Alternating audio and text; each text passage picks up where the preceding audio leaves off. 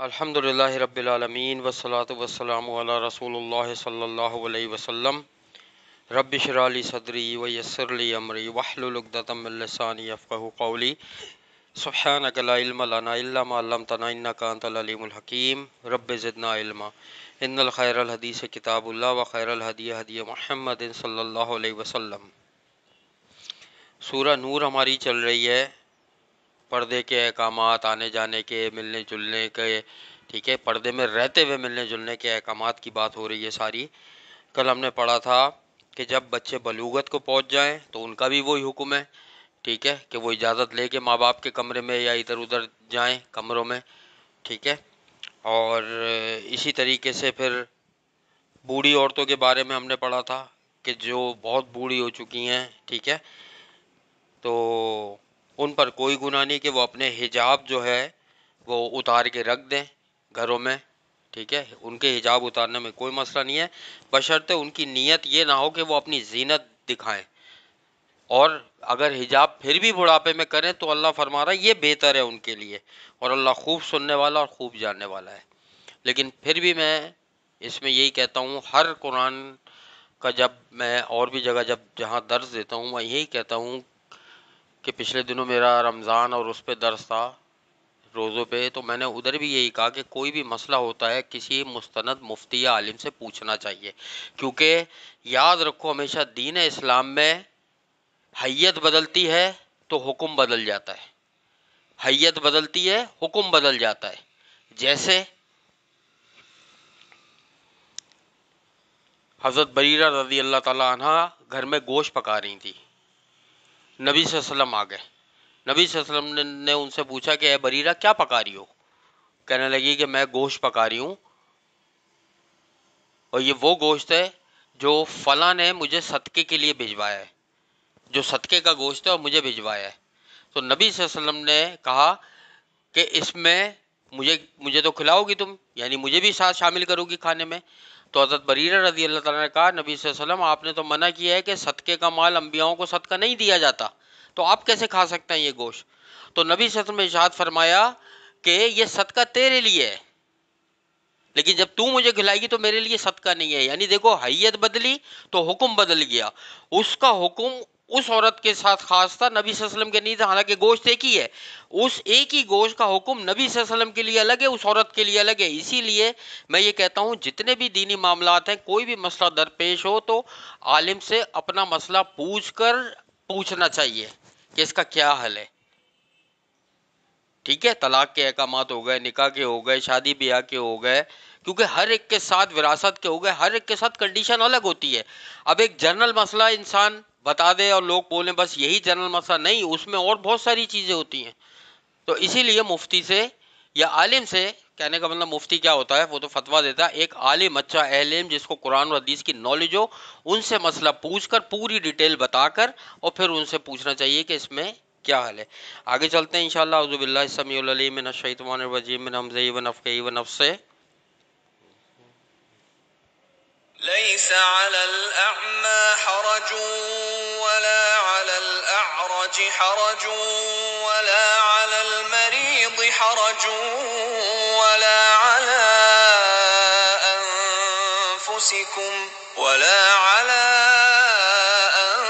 أنفسكم أن تأكلوا من بيوتكم أو بيوت آبائكم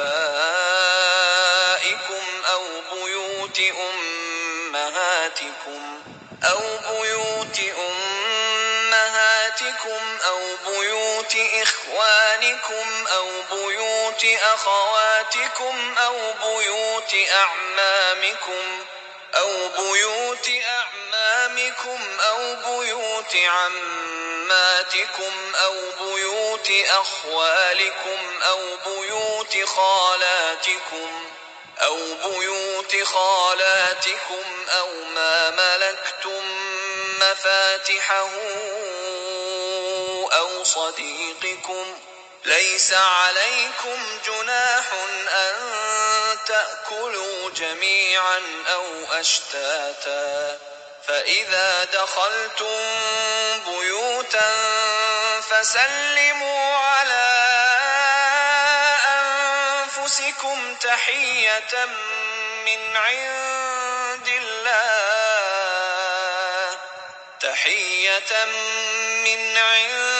الله مباركة طيبة كذلك يبين الله لكم الآيات لعلكم تعقلون۔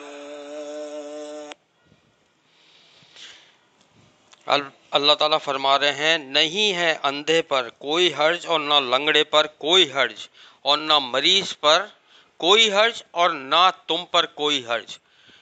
ٹھیک ہے، اللہ تعالیٰ نے یہاں پر فرمایا کہ اندھا ہو، لنگڑا ہو، مریض ہو، چاہے کوئی بھی مرض ہو، اس کو بیمار ہو، بڑھاپے کی وجہ سے چل نہیں پا رہا ہو، کوئی اور مرض ہو، اور تم پر بھی کیا حرج نہیں ہے۔ کیوں کہ یہ کہ تم کھاؤ اپنے گھروں میں سے یا اپنے باپ دادا کے گھروں سے یا اپنی ماؤں کے گھروں سے یا اپنے بھائیوں کے گھروں سے یا اپنی بہنوں کے گھروں سے یا اپنے چچاؤں کے گھروں سے یا اپنی پھوپھیوں کے گھروں سے یا اپنے ماموں کے گھروں سے یا اپنی خالاؤں کے گھروں سے یا ان گھروں سے کہ تم مالک ہو جن کی چابیوں کے، یا اپنے دوستوں کے گھروں سے۔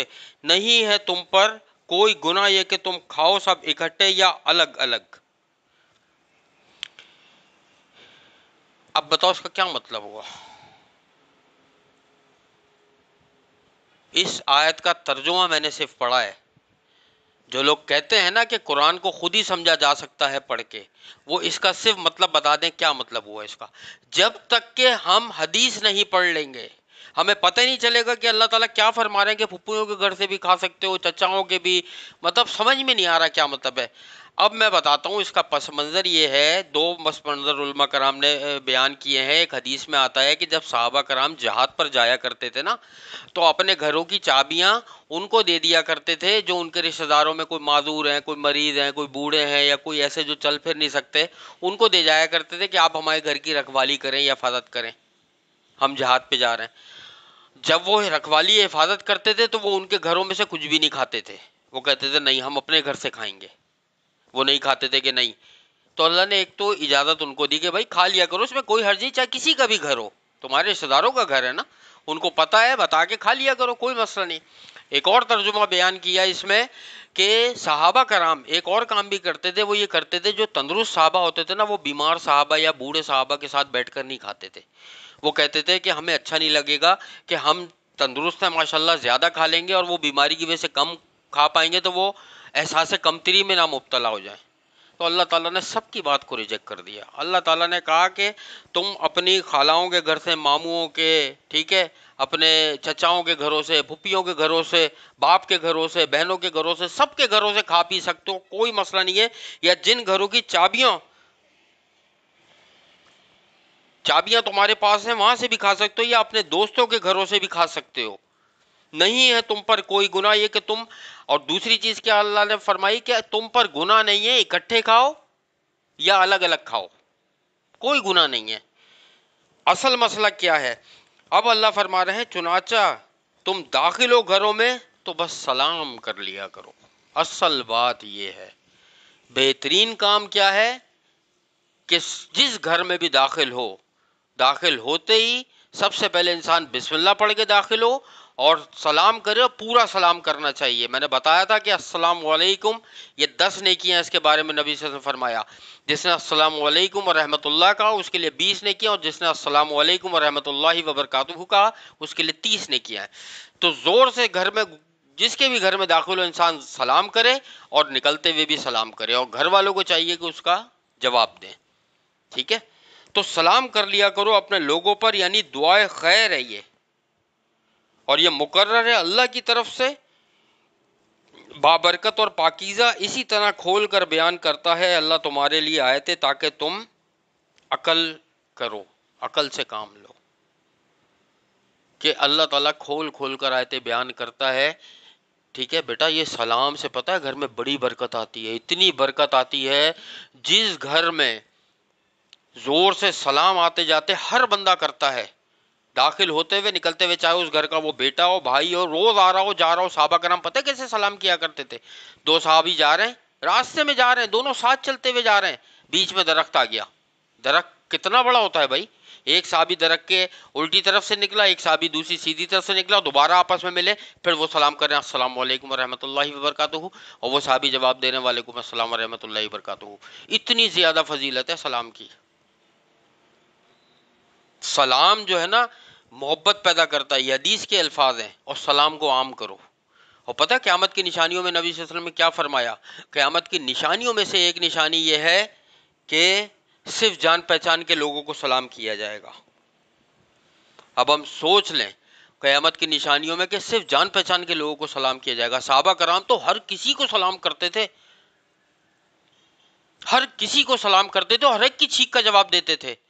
میں سنن ابی داؤد، جو سنن ابی داؤد حدیث کی کتاب جنہوں نے لکھی ہے، امام داؤد رحمۃ اللہ علیہ، یہ نبی صلی اللہ علیہ وسلم کے زمانے کے بہت بات کے ہیں، صحابہ کرام بھی نہیں تھے اس زمانے میں، تابعین بھی نہیں تھے، یہ تو تبع تابعین اور اس کے بعد کے ہیں امام ابو داؤد، یعنی کہ نبی صلی اللہ علیہ وسلم کے انتقال کے بھی 300-400 سال کے بعد پیدا ہوئے ہیں۔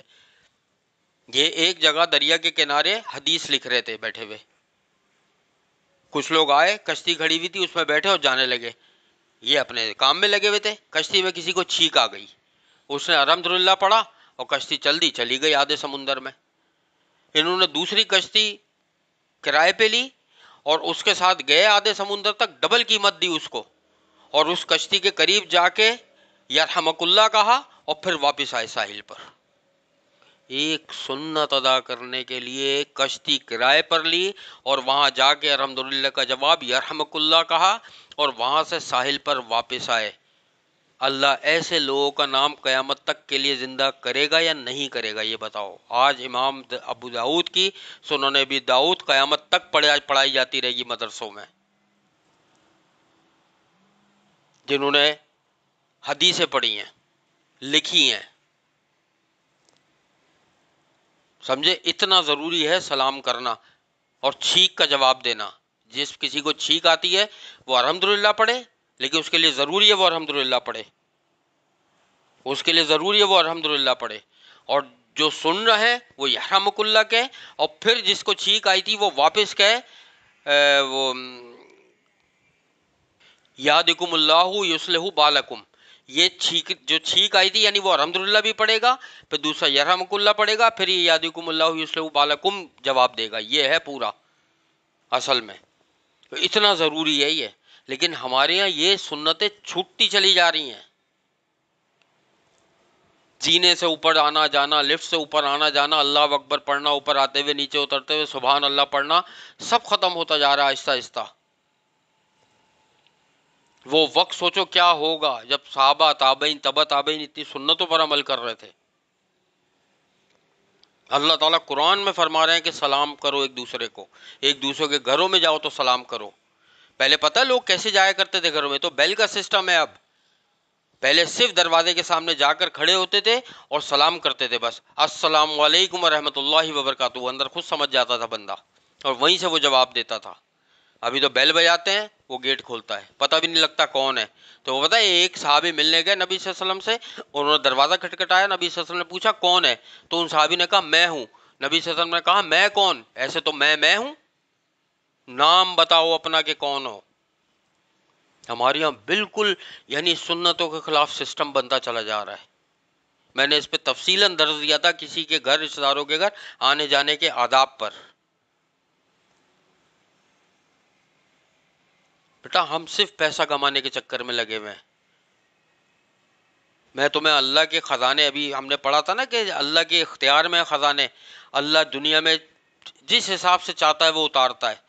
ابھی میں تمہیں بتاؤں آج کی رپورٹ، ابھی سائنسدانوں نے کل یا پرسوں ایک ایسا اسٹیریوڈ دریافت کیا ہے۔ اسٹیریوڈ کہتے ہیں ہوا میں جو سیارے یا چھوٹے چھوٹے ستارے یا پتھر ٹائپ کے ایک بڑے بڑے گولے نہیں اڑ رہے ہوتے جو کبھی ٹکرا جاتے ہیں کسی سے، یا خطرہ آتا ہے کہ دنیا میں کبھی کہیں گر جاتے ہیں، آ کے شروع میں گرے ہیں تو کافی جگہ پورے گڑھے پڑ گئے اور کافی نقصانات ہوئے، لیکن گرے ایسی جگہوں پر ہے، صحراؤں میں، دریاؤں میں، سمندر میں۔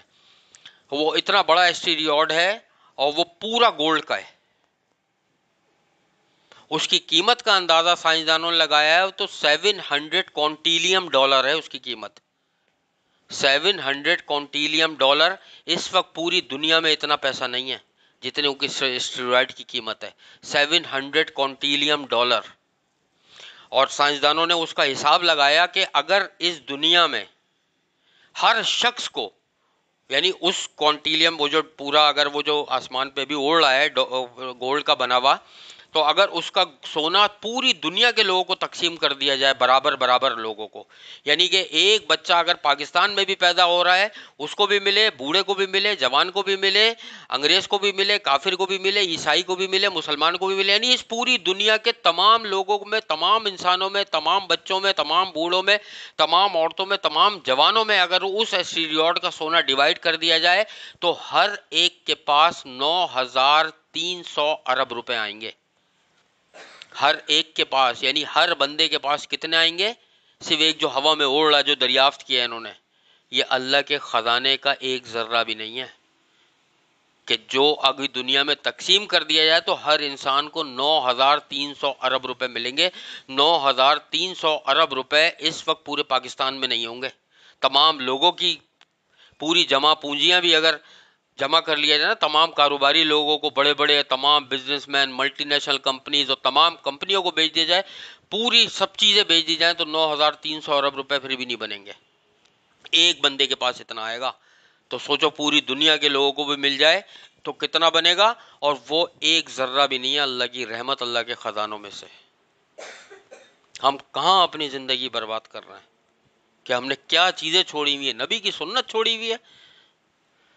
اللہ تعالیٰ سے دعا ہے کہ اللہ تعالیٰ صحیح معنوں میں ہمیں قرآن پاک پڑھنے، سمجھنے، اس پر عمل کرنے کی توفیق عطا فرمائے، نبی صلی اللہ علیہ وسلم کی سنتوں پر عمل کرنے کی توفیق عطا فرمائے، ہمارے والدین پہ اللہ تعالیٰ رحم فرما دے، ان کے گناہوں کو بخش دے، ان کے درجات کو بلند فرما دے، اور جن جن کے والدین حیات ہیں، زندہ ہیں، اللہ تعالیٰ انہیں بہترین صحت کاملہ عاجلہ عطا فرما دے۔ قرآن پاک کو ہمارے دلوں کے لیے بہار اور نور بنا دے اللہ، نماز کو ہماری آنکھوں کی ٹھنڈک بنا دے، ہماری موت بھی اس حال میں ہو کہ ہم قرآن پاک سیکھ رہے ہوں اور سکھا رہے ہوں میرے اللہ، ہماری موت اس حال میں آئے کہ ہم مسجد آباد کرنے والوں میں شامل ہوں، ہمیں اپنے شکر گزار اور عبادت گزار بندوں میں شامل فرما دے اللہ، ہم سب کی تمام مشکلات، پریشانیاں، بیماریوں کو دور فرما دے میرے اللہ، ہمارے کاروبار میں، ہمارے رزق میں، ہماری نوکریوں میں بے حساب برکتیں عطا فرما دیجئے، اور اس میں ہمیں کامیابیاں اور ترقیاں عطا فرما دے میرے اللہ، ہمارے تمام صغیرہ کبیرہ گناہوں کو معاف فرما دے، آخرت میں ہمارا حساب کتاب انبیاء، شہداء، صدیقین اور سلف صالحین کے ساتھ فرما دیجیے گا، ہمیں نبی صلی اللہ علیہ وسلم کا ساتھ، ان کی شفاعت اور ان کے ہاتھوں سے آب کوثر نصیب فرما دیجیے گا اللہ، ہم سب کو ان 70,000 لوگوں میں شامل فرما دیجیے گا جو بغیر حساب کتاب کے تیری رحمت سے جنت الفردوس میں جائیں گے۔ اے میرے اللہ، تو ہماری تمام دعاؤں کو اپنی بارگاہ میں قبول اور مقبول فرما لے، جس طرح تو نے دنیا میں ہم سب کو قرآن پاک کے خاطر جمع فرمایا ہے، قیامت والے دن اور جنت الفردوس میں بھی ہم سب کو اسی طریقے سے جمع فرما دیجیے گا اللہ۔ اللہم انا نسألوک الہدی والتقی والعفاف والغنی، رب ارحمہما کما ربیانی صغیرا، رب انی لما انزلت الی من خیر فقیر، اللہم انا نسألوک الجنت الفردوس وقنا عذاب النار، اللہم انا نسألوک الجنت الفردوس وقنا عذاب النار، اللہم انا نسألوک الجنت الفردوس وقنا عذاب النار، ربنا تقبل منا انک انت السمیع العلیم وتب علینا انک انت التواب الرحیم، سبحان اللہ عما یصفون وسلام علی المرسلین والحمد للہ رب العالمین۔ سبحانک اللہم وبحمدک نشہد ان لا الہ الا انت نستغفرک ونتوب الیک۔ السلام علیکم ورحمۃ اللہ وبرکاتہ۔